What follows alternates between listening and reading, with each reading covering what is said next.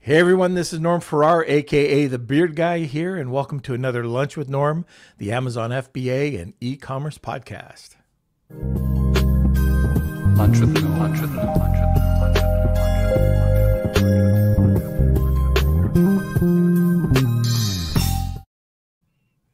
Okay, today's show we are going to be talking about hot topic: how to sell your product into retailers in the USA. So we've talked to Afalabi about sourcing products in the USA.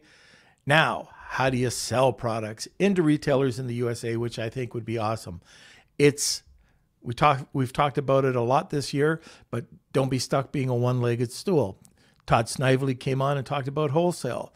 So this is just another outlet for you to push your products. So today's guest, he's got a ton of experience in this. He started selling into retailers or offline to retailers back in 2005 to a bunch of different specialty stores. He's got a ton of products selling in about 60 different retail outlets right now.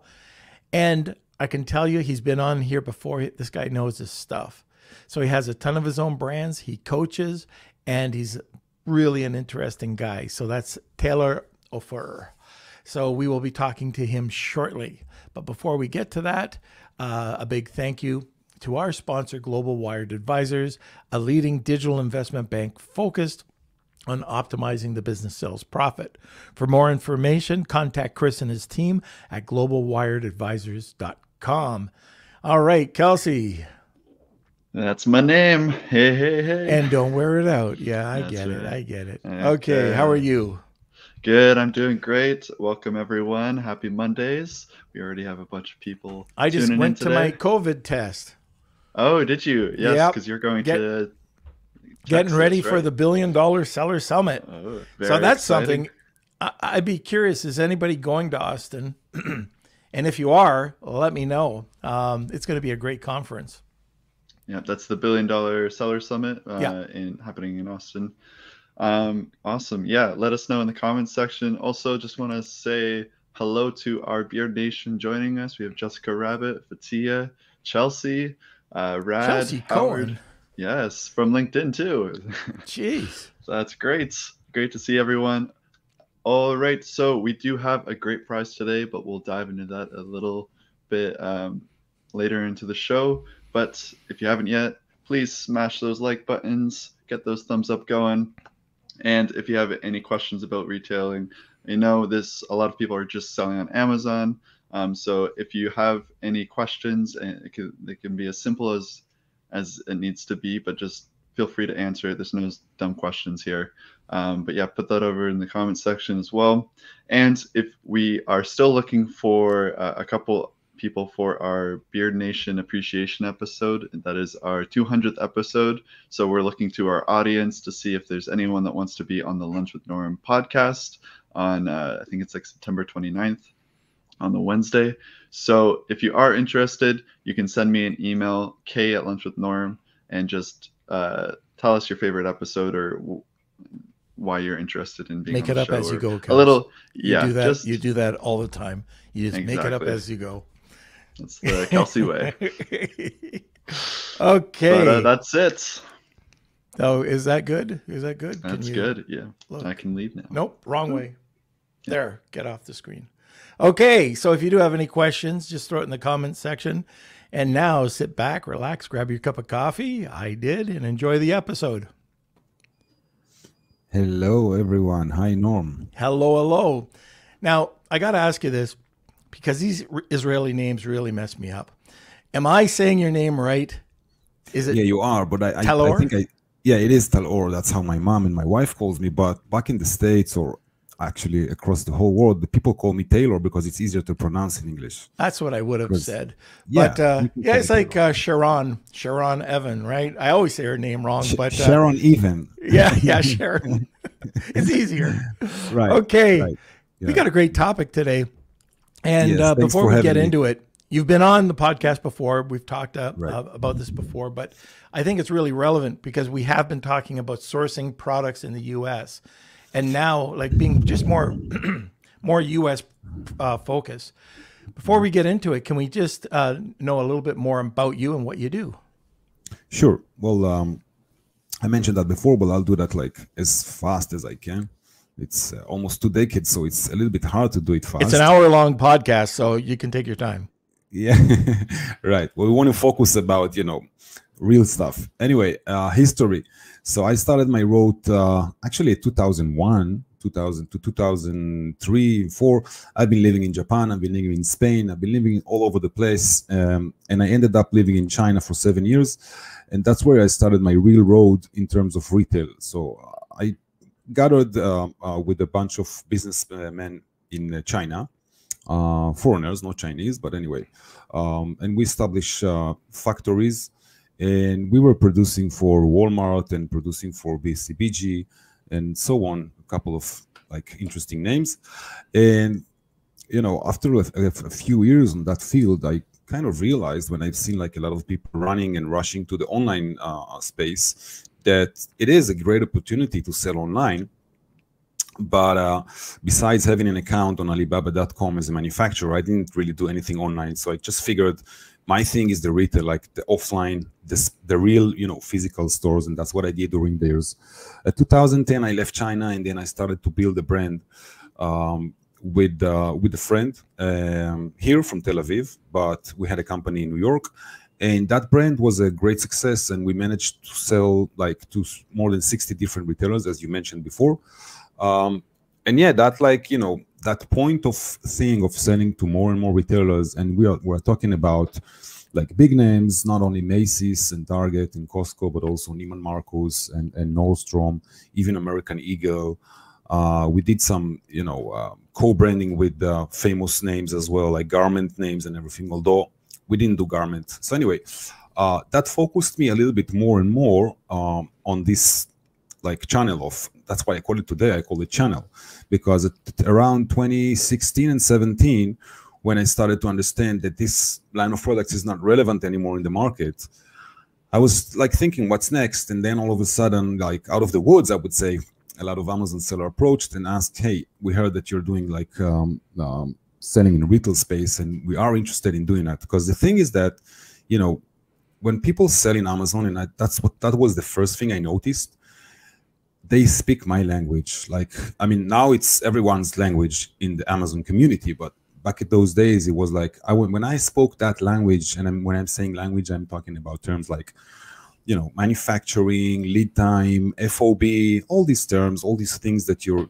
supply chain things and everything, 3PL, logistic part and everything.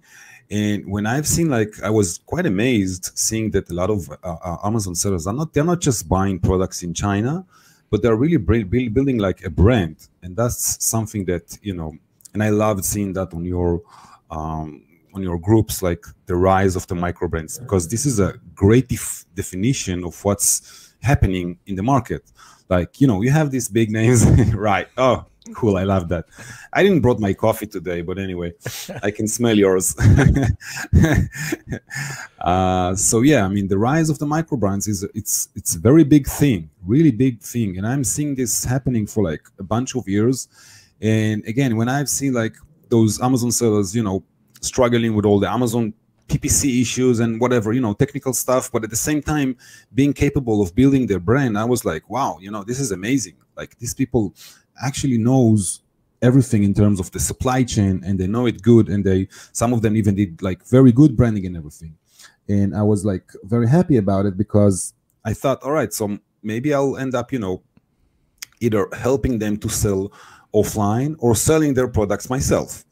So in the early years of my retail empire activity, like, selling, moving, I would call it moving brands from online to offline, I was focusing on coaching, because I had the understanding that, they do know all the language and everything of supply chain, but when it comes to retail language, no, they don't know the language, and they don't understand how it really works. And it's the same way, like, if I would want to sell on Amazon, I wouldn't know. I will have someone to guide me, because I wouldn't know, how to do it, how to upload, what to upload, how to handle competition, all these, topics. Sounds basics to you, I know, because you guys I'm hearing it on your podcasts, that you have very advantageous very advanced, very advanced topics in terms of Amazon.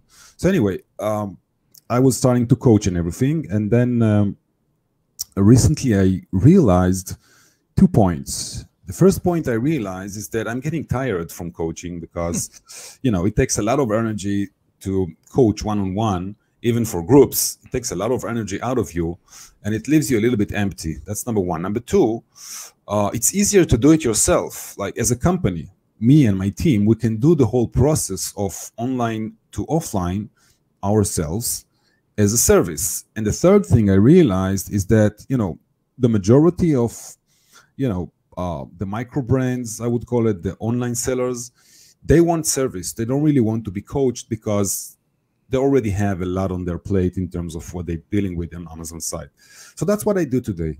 That's I do like this service, which we will talk about later. But yeah, that was my not really short brief. Okay, well, I mean, that's great to know and fits perfectly into the podcast today. You know, one of the things I should mention, because I always forget, but we do have a really great giveaway and it's on point. So, you know, if I know people are going to love this, go ahead and tell everybody what they're going to get. I'll let you do the, I mean, this is going to be great for anybody who wants to get into the retail world. You got it. So normally I would, we would talk about the giveaway of consultation, like an hour consultation with me, but now we have something totally different, higher level of that. So there's like a link which you guys are going to see during the podcast or afterwards. And this link is leading to my website, and there you have a form to fill in. The form is asking you basic questions, and I'm seeing this form myself, or either my team, but usually me. And I'm like looking at this and saying, all right, is there an opportunity here with these products and with this information for this vendor to have presence in retail space? So that's the first thing I'm going to do. And that's like open for everyone. But the one who's going to gain the spinner, or I'm not sure what's the term for that. Wheel of Kelsey. Wheel of Kelsey, I'm sorry. Yeah. So the winner of Wheel of Kelsey is going to get from me, if his line or her, if this vendor's line is like retail ready, it's already there, it's already like fine, then I'm going to connect that vendor to at least, you can start with, but at least 2 of my connections, and it could be upon the vendor's choice. It could be, as I mentioned before, it could be Macy's, Bloomingdale, Urban Outfitter, you name it, you can choose from a list and I'll make the connection and you can have a great start, hopefully, in the retail space. So how's that, guys? So if the product is retail ready, great. If it's not, Talor is going to be talking to you about how to get it put together. So that consult is hashtag Wheel of Kelsey. If you want to join twice, get a second ballot. It's just tagging 2 people. Take advantage of it. This doesn't happen too often. 2 direct connections. So, okay, so let's start talking about retail. Why do you think it is that Amazon sellers are not looking over at these specialty stores? And right now we're talking specialty stores, not the Macy's or the Costco's, but there's so many advantages out there. What is it? Is it the perception of being hard? Why is it? Well, I think people just don't know where to start from. Like, they understand the market is there, and then there are, I think, at least for what I've seen, people are like, okay, let's try on LinkedIn, let's try on Google, let's try sending emails and stuff like that. But then there's a conversion here, the same way you have conversion online.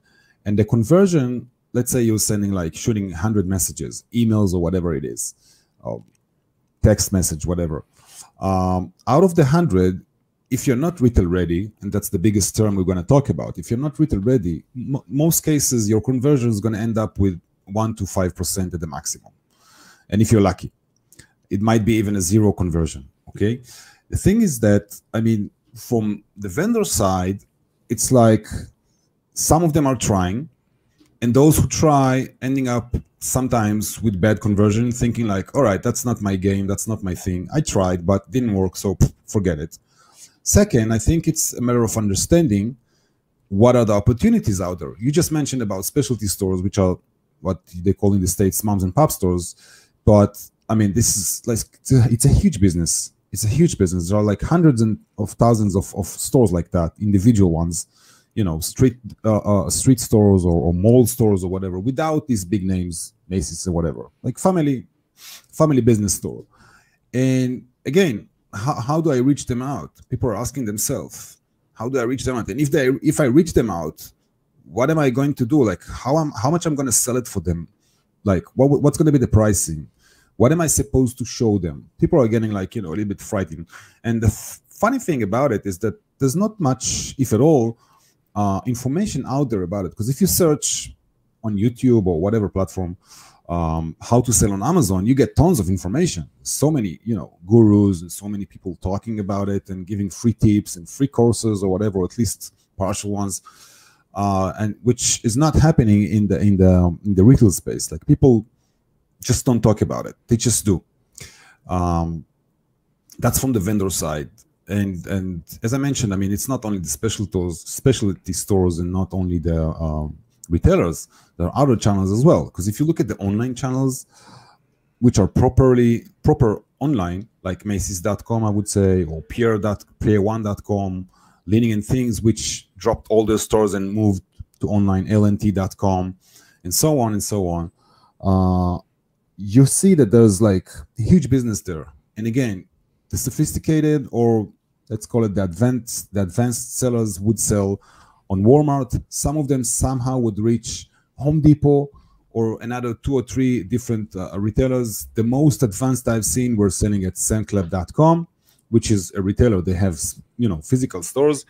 And obviously, once you're selling online with those retailers' online platforms, you can sell offline with them as well. It's a matter of there's a switch to do there, but still, it's a possibility. So, I mean, I'm not sure what's the biggest issue here, but I think it's something about like there's no information out there. Like people don't talk about it enough. And I do hear in a lot of groups that I'm connected with that a lot of people are, you know, in the last year or two or so, started to talk about it within these groups, like how are we moving, you know, to new channels? Because Amazon is great, but hey, we need more, right? We can't put all the balls in one basket, so all the eggs. I think it's so important right now.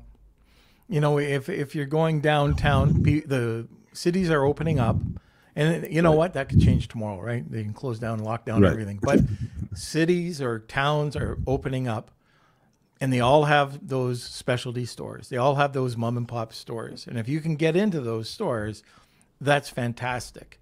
One thing I'd be interested in hearing from anybody who's listening today, do you sell into any retail stores? And if so, I'd like to hear your experience. So I think I know a few people that I see online here that probably had some experience. But if you do, throw it into the comments section. Love to hear what your experience has been. Okay, next question is, let's talk about retail readiness. How do you get your micro brand on Amazon retail ready? Right, that's the biggest question. I mean, just to understand and define it, retail ready is a term, and you know, I'm using this term for quite a while by now, because I just realized during the years when I started working with online sellers trying to sell their products that they were not retail ready, and I started hearing this feedback from my contacts in the retail space. They were like, "Mate, this is not retail ready." And I was like thinking about this term because I heard it again and again and again, and I was like, what exactly defines retail ready? So I just, you know, researched on my own, on my side, and built something that I think that is building the retail ready in points. Like we all, you know, we love numbers and everything. So my number here, it's not the best number. The best number is 7, but my number here is 6. I divided to six sub-subjects which are making it retail ready. So, well, the first thing, I mean, it's not first, it doesn't have to be in that order, but the first thing that we're going to talk about is branding. And when you look at branding, suppose that you approached one of the retailers or the specialty stores and you show them whatever, you're writing them, hey, my name is Sam and I'm selling these products, and sending them a link. So if they go to that link and they see your store, and your store looks like Amazon seller store, which is not bad when you sell on Amazon, but out there in the retail space, it's not good. Meaning, just for the example, like having, those 5 stars from Amazon, Amazon vibe, white background pictures, and so forth. Like, the branding is not there. They would immediately see that there is no branding, there's no language, there's no, it's just products, nothing beyond that. Seeing that, they would get afraid of working with you, and we will explain the reason for that later on. But this is going to be like the first thing that you have to look at it when you're talking about branding, the actual website. Now, I mean, some of them even sending, instead of being able, giving the option to sell, to buy products on their website, they are sending like a referral link to Amazon, which is even worse. Because like, it's your website, you can sell there. Even if you don't have, the operation for that, at least make it look like you're selling there, at least for the first step. Because if people would look for you on Amazon, they would find you on Amazon. They don't need your own website. If they got to your website, they want to see something else. So the website is the first thing. The second thing I would put under branding as well, but this is like something that a little bit more advanced, and that's what we call catalog. Now it can be a lookbook or catalog or teaser deck. It doesn't matter how you define it. I just call it catalog because it's easier. And I did see some, catalogs of online vendors, and I always see that there's like a huge gap between what they show in the catalog and on their website. It's not the same vibe of colors, not the same fonts, not the same pictures. Something is different. Something is not making sense in terms of branding. And I don't want to dive into branding because a lot of people came here and spoke about branding, and yourself, I think you're a big expert of branding as far as I heard. But in general, when we say branding, we know what we're talking about. We're talking about mainly being like attractive.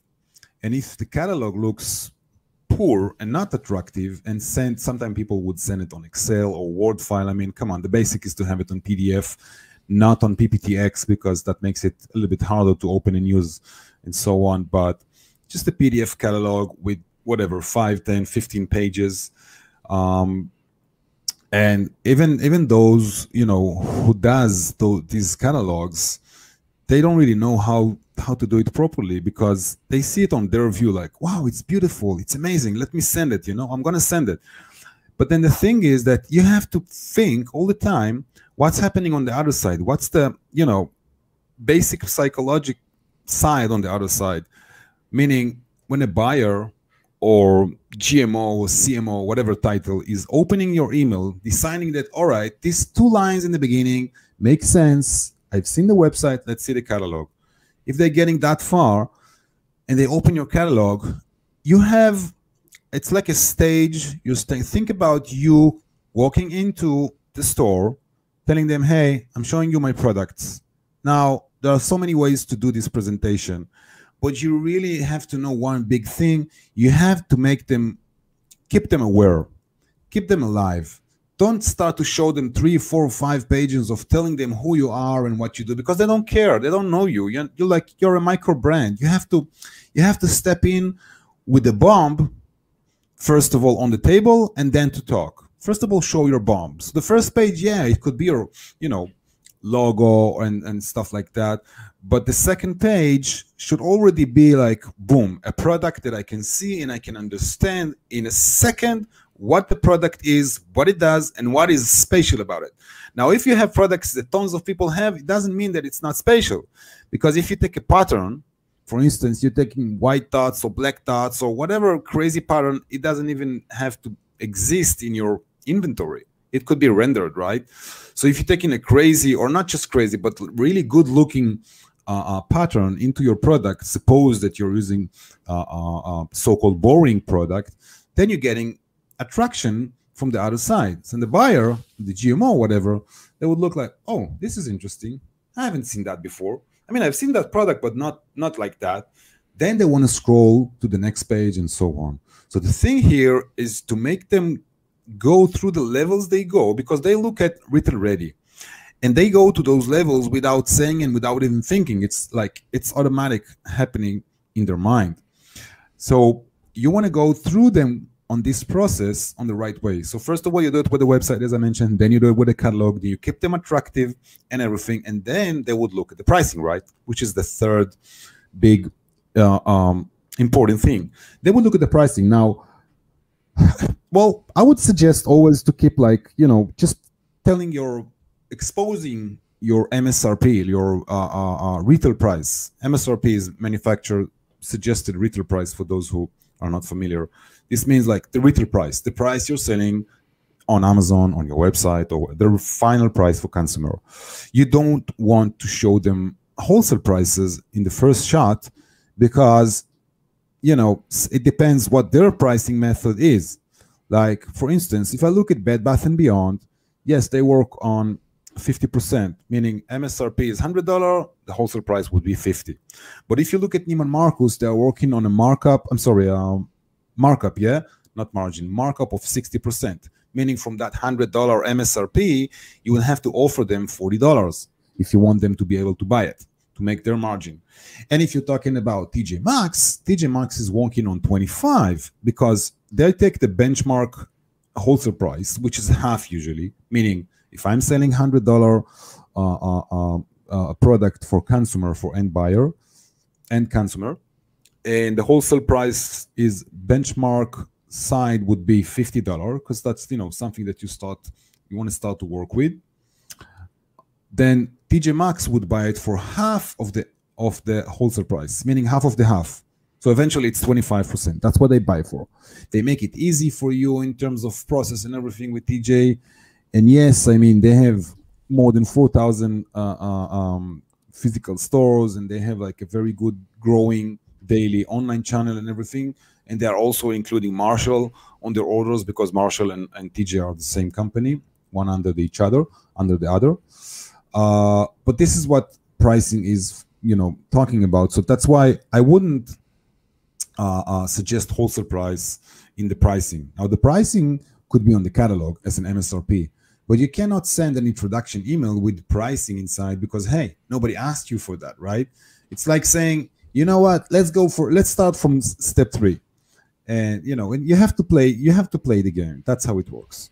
What about specialty stores? Is there kind of a ballpark that they're looking for? So we've gone through TJ Maxx and the other options, but what about small mom and pops? So moms and pops, they work for 50%. If you sell it for 100, they would expect for 50. The good thing about them is sometimes they would be willing to pay a bit more than that. Like if you have special products, well-designed, patent, unique, whatever it is, then yeah, you can charge 55 or even 60%, and it's fine. It's all about your products and about their volume. Because if you're offering that and you're saying, hey, my minimum, first order is whatever, $500, $1,000, 50 pieces, you define it whatever you want, and they want less than that, you would say, all right, so we have handling process and we have this and we have that, so it's 60%, like it's $60, not percent. Plus, you have to keep in mind that these prices are always FOB warehouse.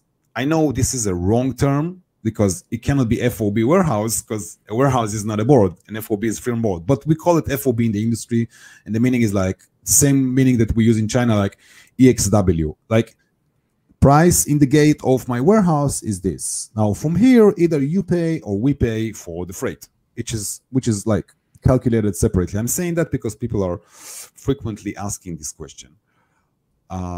Yeah, that's for specialty stores. And I could mention, and we spoke about it last time, that for subscription boxes, which is a whole different channel, and we won't talk about it today because we spoke about it.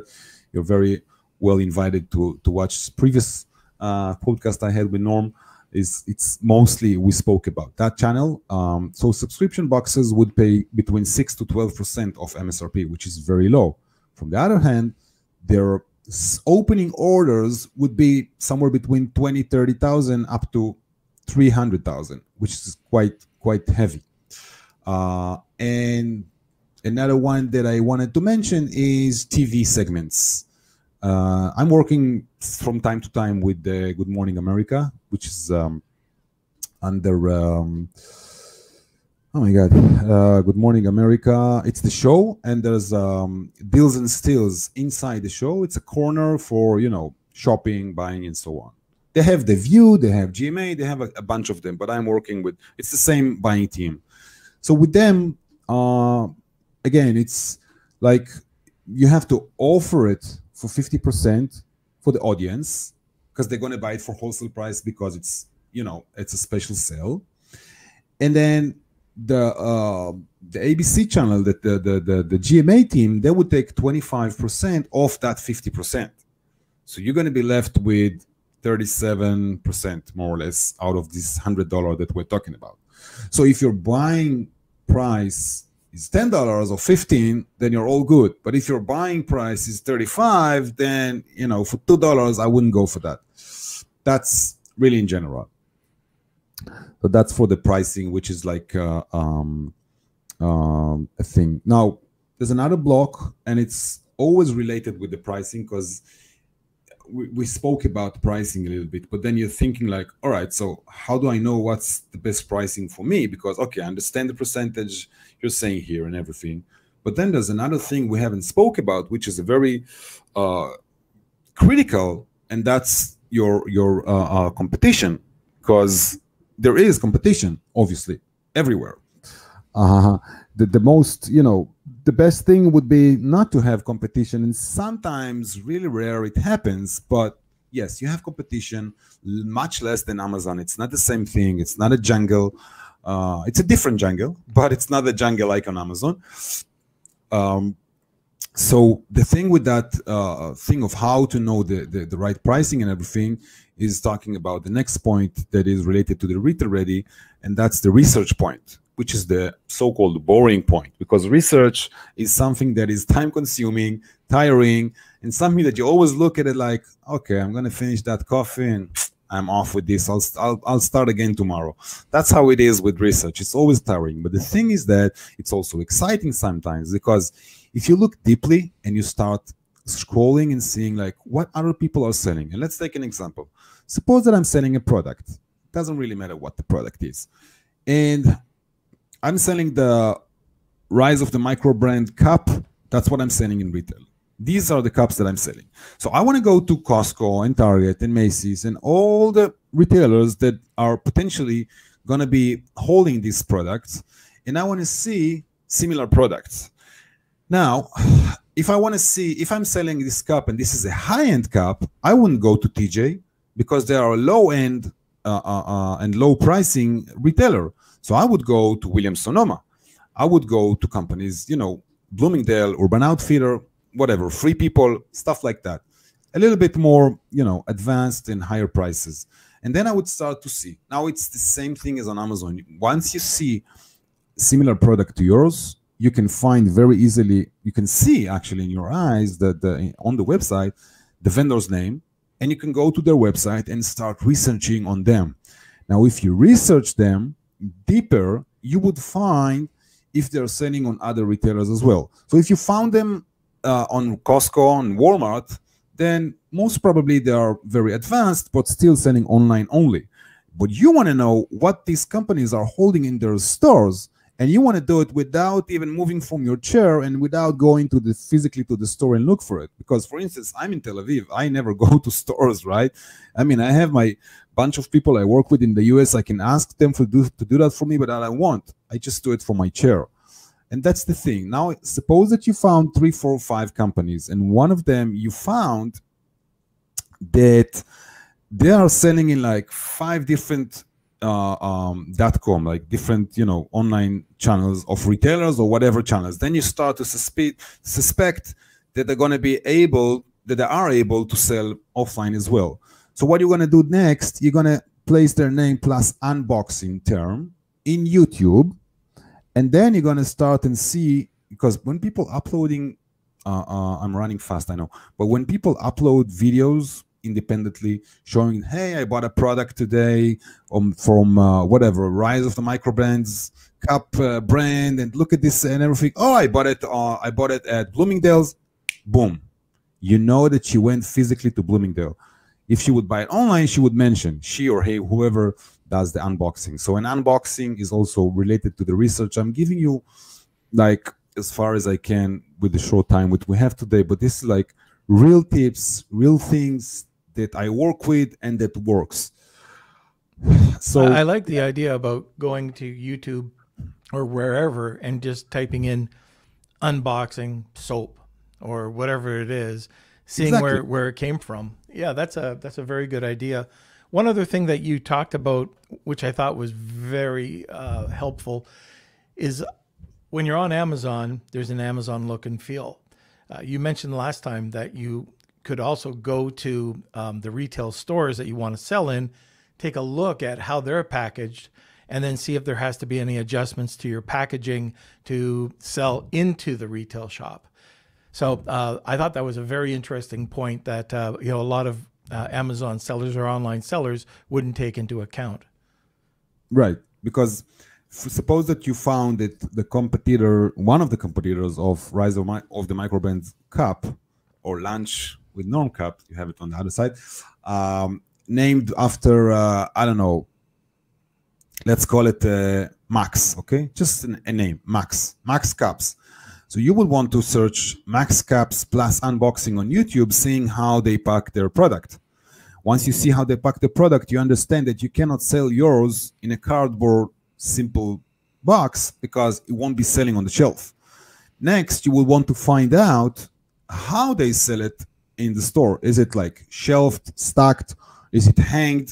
Is it on the floor, or whatever it is? And then you know what to expect and what to offer. Even if you don't have that packaging, you at least you would know what you need to talk with them, what you need to show them. You can even render that. You don't really need to have an actual packaging. You can always say, oh, we ran out of our retail packaging products. We have only the online ones. I'll send you the samples and you'll see the retail packaging later on. Here's the PDF and so on. Yeah. So that's like another point. So we went through the market research, the web store, the pricing, the e-catalog, and we'll touch a little bit the packaging. The packaging is a whole big thing, and as much as the research, at least from my point, the research is a little bit, not a little bit, but really boring sometimes, packaging is exciting because packaging is like what shirt I'm gonna wear today. If I came here red today, I wanted some kind of attraction because I knew I'm gonna have a white background. And if I would come with my white shirt that I've been with 2 hours ago, it wouldn't look good, right?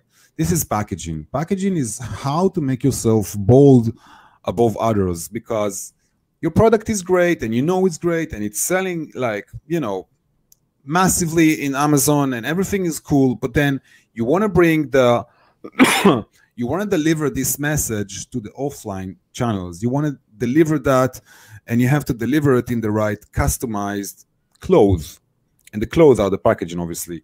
So yeah, obviously, I mean, you have the question of, is it going to be a J hook, that small hole inside, or it can be a hook. Sometimes I've seen people using as for the green friendly environment movement that we're seeing these days rising.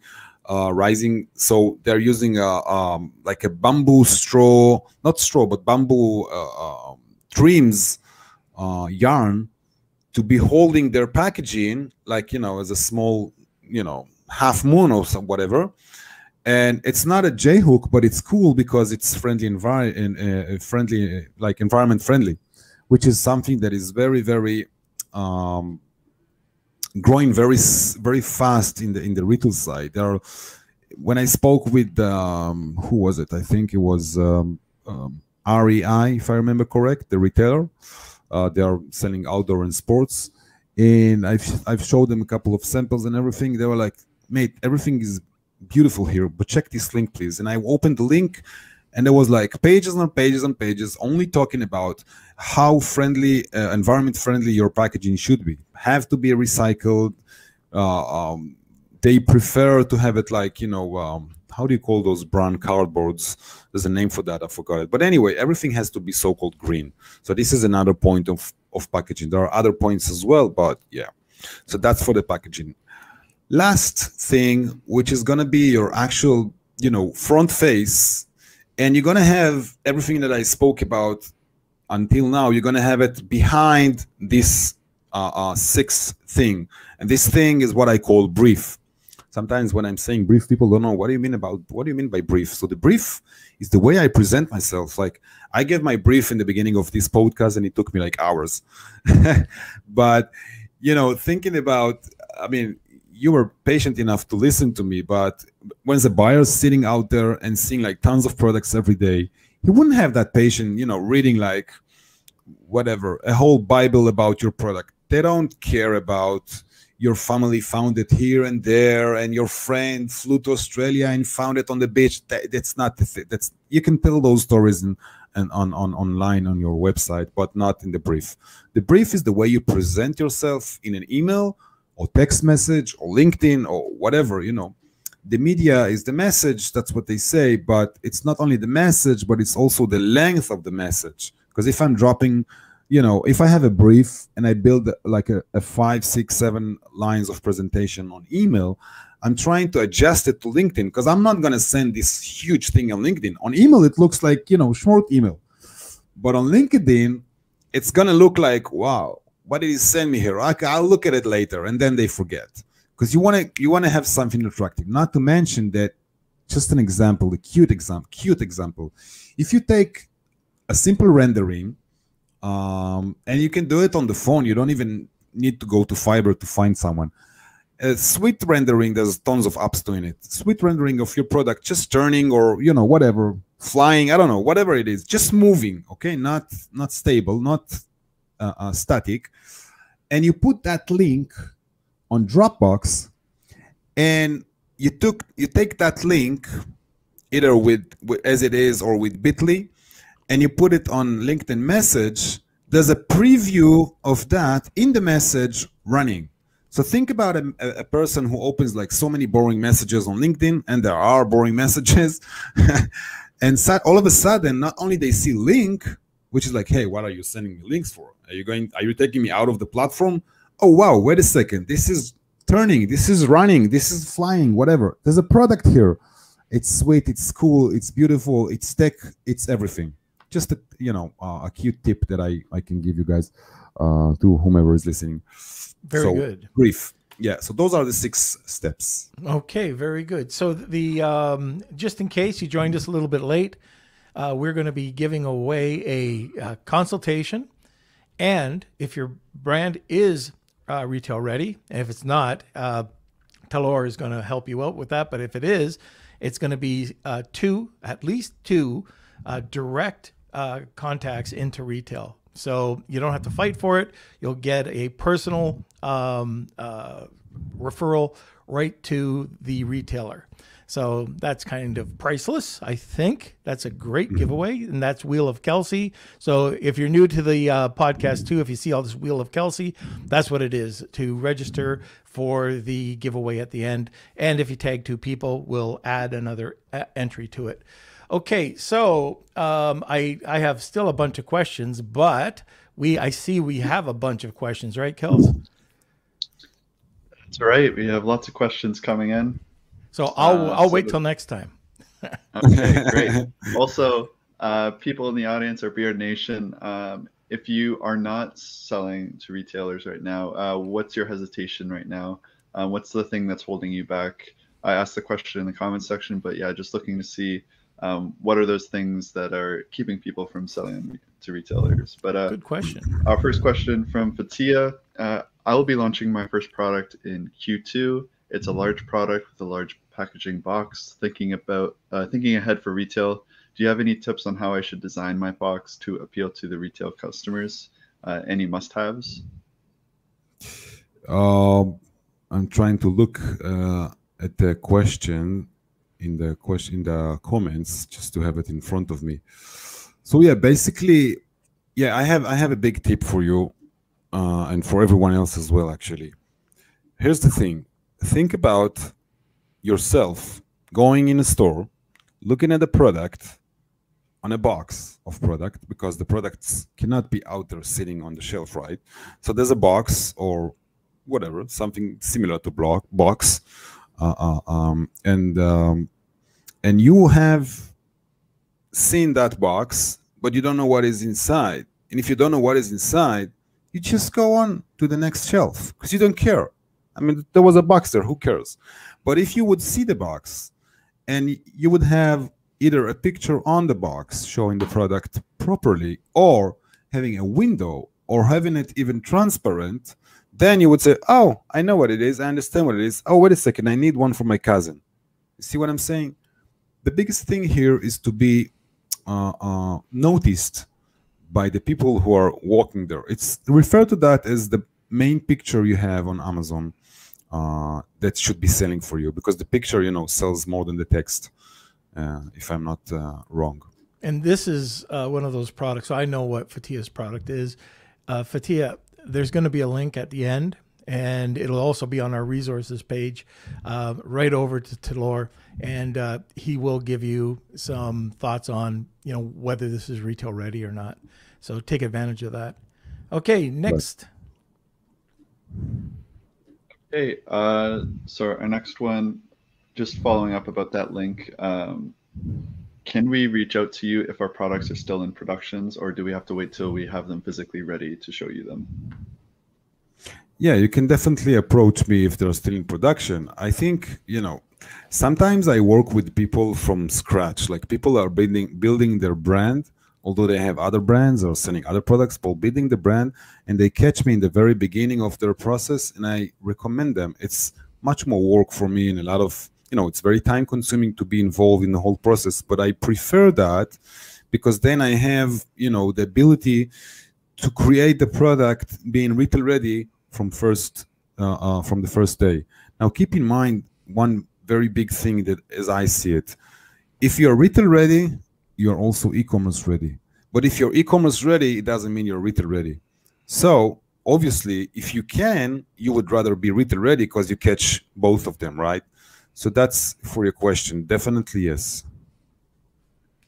Okay, great. And we did reach out, or we asked our audience if they are selling to retailers, and Howard came back with, we sell our natural oral care product lines to natural grocery, health and wellness, vitamin stores, spas, boutiques, and CBD stores with our CBD product line. So great to hear. Howard, anyone else from the Beard Nation, let us know if you're also selling to retailers. Okay, next question. That's a great niche, Howard. Great niche. Love this niche. Also the CBD, by the way. I'm involved with line of CBD right now. So great niche, very good one. And it's funny, there's also, by the way, there's also a lot of subscription boxes, especially for CBD products. It's amazing. I didn't know that. I just found it out 2 months ago. Yeah. Okay, great. Another one. Tia, do you like to see online sales volume before you approach retail stores? Well, obviously it has effect.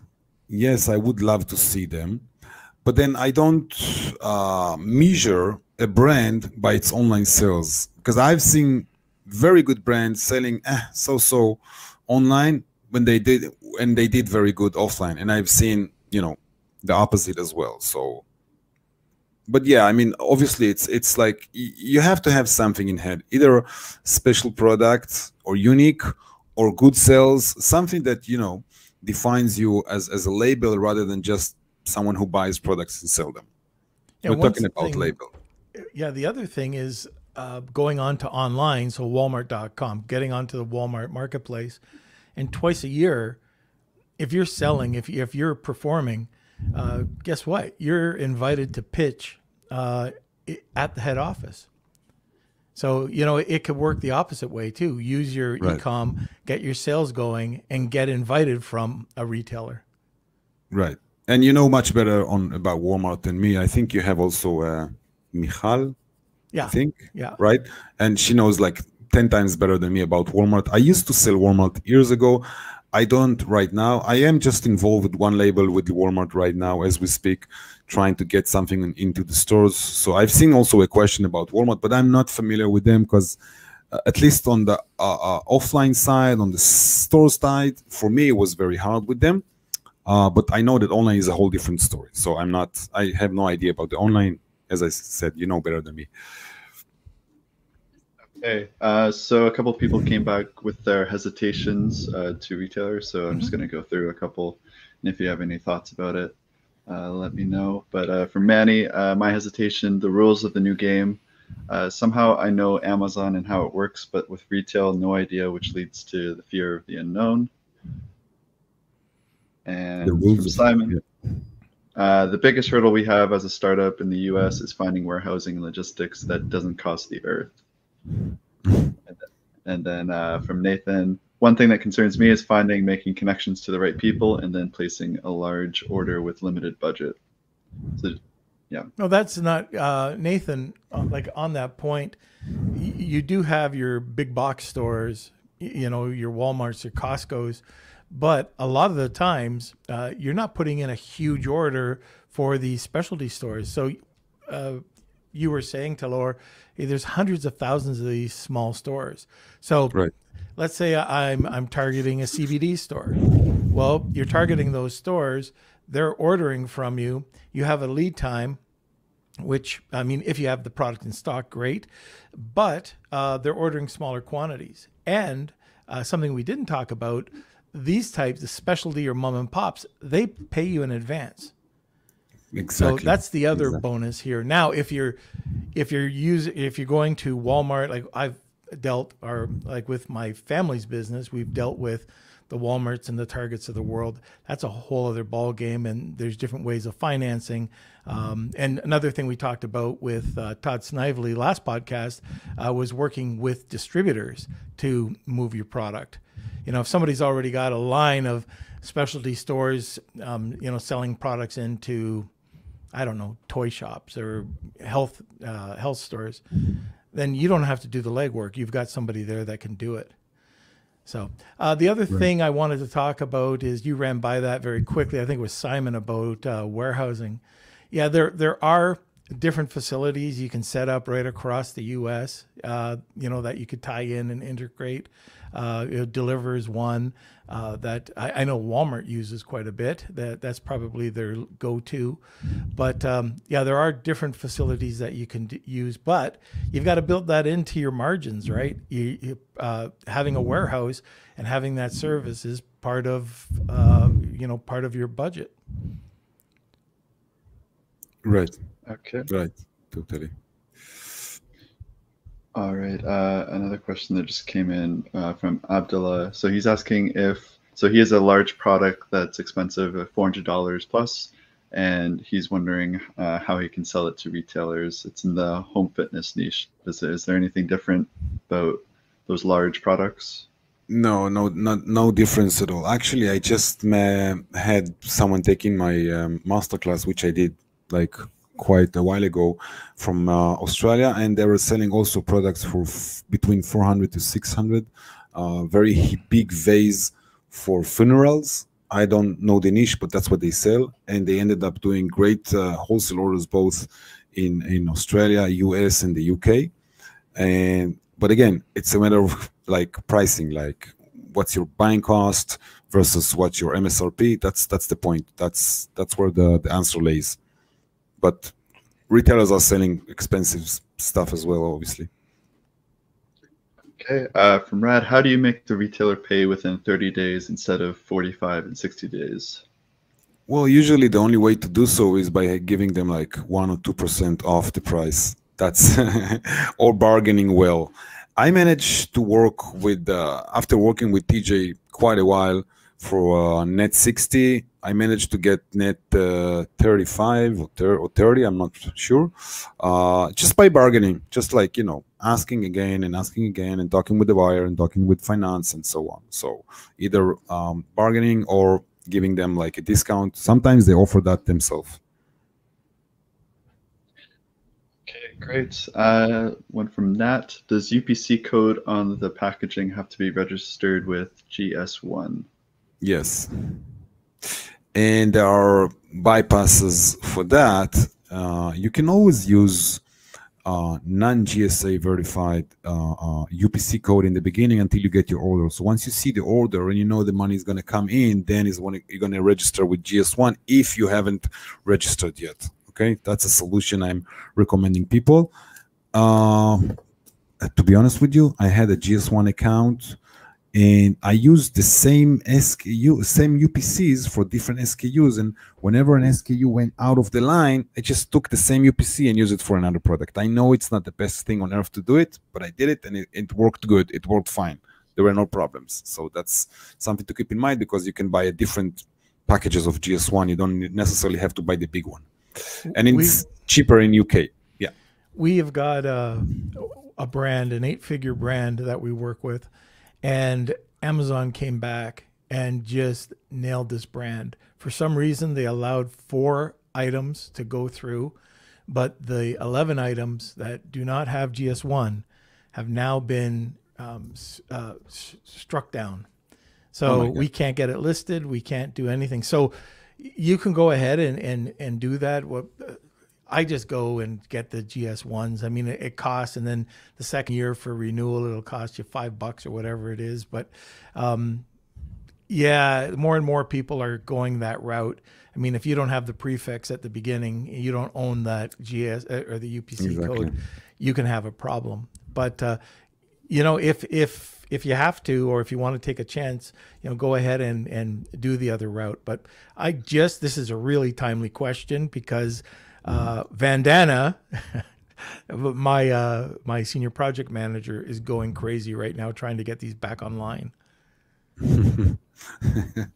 Yeah. All right, so we'll do 2 more questions, then move over to the wheel. So let's see, from Fatiha, what happens if an order is not delivered due to issues out of your control, for example, shipping congestion or inventory getting lost in transit? Inventory getting lost on transit is something never happened to me, because you are in retail space, you're controlling the shipping, you're controlling the forwarder. So this is something that cannot happen. But I can tell you something. I'm having quite a big order right now, 2 orders, one for Ipsy subscription box and another one for CosBox, which recently changed their name to Alltrue. And altogether, it's like almost $500,000 order. And obviously, we had issues with bringing the stuff from China because, you know, all the congestion in the port and everything. Although, I mean, it's an exception. And the PO said, I think, September 1st, and sorry, August 1st and August 15th, we delivered end of August. And last week, we delivered, like, you know, the second container or third one, I don't remember. And it was fine. We just managed to tell them that we're asking for them not to charge back us because of the situation in the port, and to take everything in consideration, and they did. So yeah, there are human beings on the other side. Yeah. Okay, and our last question that we'll take, where did it go? Okay, here we go. For non-US sellers, how would we approach retailers? Does it make a difference if we do it in person compared to an online connection? Not sure what it means in person, but almost half of the vendors that I work with are non-US sellers. They are, you know, based in UK, Colombia, New Zealand, Australia, Israel, some of them. So it doesn't really matter. But I'm not sure what is to do in person, but online connection is the best way to do, like as I mentioned before. Yeah. Okay. All right, so I think it's that time. Is it? We'll head on over to the wheel. Okay. That's right. So here we go. It's time for the Wheel of Kelsey.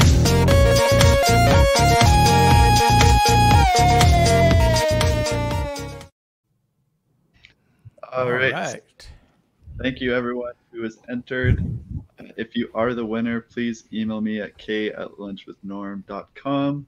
Especially you YouTubers, I cannot reach you. You have to reach me. So here we go. 3, 2, 1. This is for the consult and possible 2 connections with Talor. And the winner is Howard. Oh. So Howard is already in retail. Perfect. So this will be good. Yeah. Yeah, brilliant. Yeah. All right, Howard. Okay, congrats. And so just reach out to Kelsey, that's k@lunchwithnorm.com. So that's it. Talor, how do people get a hold of you? Well, Facebook, Talor Offer, or on my website. I think the link is somewhere dropped on the comments. Yeah, we'll get it up there. Yeah, and just contact us. You can reach me out on LinkedIn, email, WhatsApp, or filling the form directly, whatever is more comfortable. Perfect. All right. So this was great. Got to have you back again so I can ask my last 3 or 4 questions. But anyways, hey, stick around after. I got to talk to you about a few things, but we will talk to you soon. Thank you for coming on. We had lots of people wanting, hey, no problem. This was a subject that I think a lot of people want to know about. All right. So I think that's it. It was a great episode today. Kelsey, where are you? So the link with the free examination from Talor, that's for everyone. That's not just for the winner today. So I'm going to post it just one more time. If you are interested in having Talor look at your product, whether it's ready or not, you can use this. That's a great offer as well. Yeah. I mean, it's not an offer. I mean, you go there, check it out. And if you're retail ready, perfect. If you're not, get some advice on it. Yeah. Oh, so yeah, it's posted there. Yes. Did you forget something? I did forget something. Our sponsor, our very important sponsor. Okay, this episode was brought to you by Href Webmaster Tools. So, you know, we preach this at Lunch with Norm all the time, that you want to build that e-commerce website. It's crucial to build your brand. But how do you, as an Amazon seller, have the time to worry about your website and everything that goes along with it, rankings for keywords and all that stuff? Hrefs is here to help. They monitor the health, the backlinks, the keywords, and everything is done for free using their Href Webmasters tools. That's right. You can just sit back, relax, grab a cup of coffee, enjoy the podcast, and let Hrefs do everything else. So check it out. Sign up. It's zero cost, hrefs.com/AWT. That's ahrefs.com/AWT. It's awesome. And by the way, after our last podcast, I received their blog. They have a blog that comes out, a newsletter that comes out every week. And I was really impressed with the information that I received, and it was all free of charge. It's great content that they write every single week. So check it out. Now come back, Kels. All right. So we just got a good question from Fatiha. So she's asking, who do we have on later this week? Great question. We have Vince Montero from Helium 10. He'll be doing the trends and updates on PPC. And we also have Afalabi coming on the Friday too. And yeah, so thank you everyone for joining. We had new users again, which is great to see. Yeah, so hopefully if you enjoy the show, you'll be back on Wednesday. That's at 12 p.m. Eastern time. We're on every Monday, Wednesday, and Friday. So definitely tune in if you can. But all of these are recorded. So if you go over to our YouTube channel, Norman Farrar, you'll be able to see our full catalog. And we're getting close to episode 200. So if you are interested on being on our show, this is a fan episode. This is our Beard Nation episode. Go over to our Facebook group. There's a post there where you can let us know that you're interested, or you can just email me, k@lunchwithnorm.com, and contact me that way as well. All right. Yeah. And, you know, one thing we haven't talked about in a long time is our newsletter. That goes out every week. It's pure content, just blog articles that we write, guest blogs, curated content from around the industry. We've got a ton of members that get that every single Monday. So just go to Lunch with Norm or normfarrar.com, sign up for the newsletter, and you will get it. And it's gold. There's tons of content there. Okay, so I think that's it, Mr. Kelsey. So tune in every Monday, Wednesday, and Friday at noon Eastern Standard Time.